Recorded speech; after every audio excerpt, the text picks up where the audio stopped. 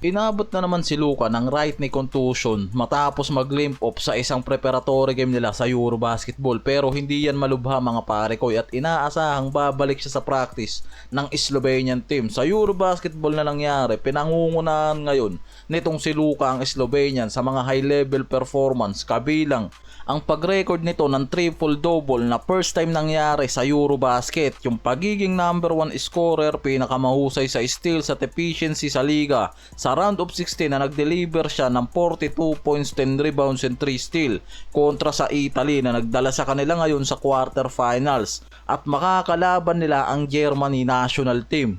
After ng injury scare nitong si Luka, nagpakita agad yan ng solid performance niya sa friendly game kontra Great Britain. 28 points, 10 assists, 6 rebounds, 3 steals at 1 block sa loob ng 28 minutes na ginawa niyan. Si Jokic, Giannis at Luka lang naman talaga yung tatlong superstar na inaabangan dito sa Euroleague. Si Jokic may career best 39 points, 10 rebounds at 4 assists at naipasok ngayon ng Serbia sa knockout phase. Sa round of 16, nagtala naman si Giannis ng 37 points, 18 out of 23 shooting at 10 rebounds na nagdala sa Greece ng quarterfinals. Si Luka naman talaga ngayon ang pinaka nakikitang high performance sa Euro. Siya ngayon talaga yung binabantayan. Sinabi pa ng mga analyst na out of this world ang pinapakitang performance nitong si Luka sa Slovenian team. May 34 points, 9 assists, 5 steals sa opening game kontra Poland.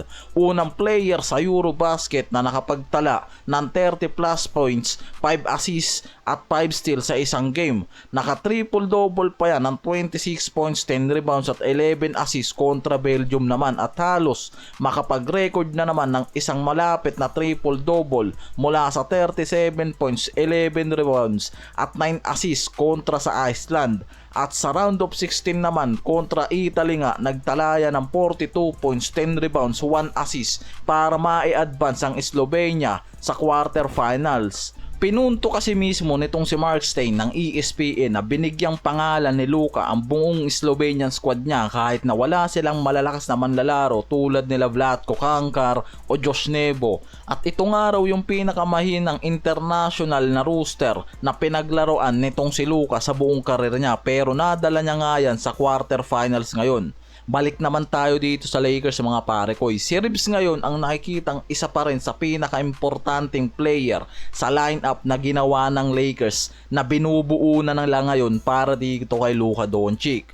Maraming rumors mula sa trade hanggang sa pagpasok nito sa free agency sa next summer, pero malinaw nga raw na ang front office ng Lakers ngayon ay nakikitang mahalaga o valuable player itong si Reeves sa kanila kahit na bumagsak pa yung playoffs performance niyan last season. Nakikita pa rin na isa yan sa mahalagang player na nabuo nila sa core mula kay Luka at LBJ. Bilang starter sa 73 games naman last season, nagtalaya ng impressive na 20.2 points, 5.8 assists, 4.5 rebounds per game. At may magandang shooting efficiency yan mula sa 54.7% sa 2-point range at 37.7% mula sa 3-point line naman. Pero ang nangyayari kasi ngayon, naaapektuhan si Reeves sa front office decision since nang dumating si Marcus Smart sa rotation ng mga to. Nakikitang pwedeng ilagay to sa bench at si Smart ang gamitin bilang defensive anchor ng starting nila kasama si Luka at LBJ at DeAndre Ayton. Pero may mga analyst pa rin kasing nagsasabing mas perfect fit pa rin ang kombinasyon nitong si Reeves para kay Luka at LBJ, at ang pagiging backcourt duo nito kay Luka unstoppable katulad ng nangyari sa kanila last season.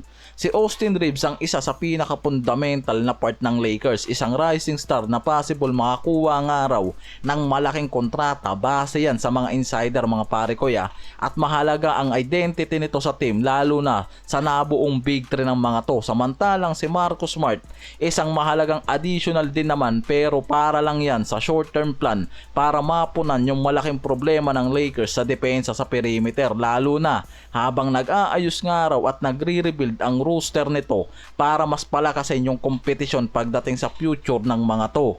Kaya nakikitang mahalaga pa rin talaga si Austin Reeves ngayon sa rotation bilang starter at fan favorite ng Lakers. May potential sa long-term core player na magiging backup duo ni Luka, lalo na pagdating sa backcourt. May mga issue about sa extension contract nito, lalo na sa 30 million plus salary demand, pero nakikitang pagpasok ng 2026 summer magkakaroon ng malaking sapat na cap space at siguradong kayang-kaya nga raw mabigyan ng Lakers itong si Reeves sa salary na dinidemand niya, lalo na't nakikita na very effective at maganda ang performance nito at maganda ang binibigay nito na impact sa rotation at malaki yung potential na makatulong to sa long term plan na binubuo ng mga to para kay Luka Doncic.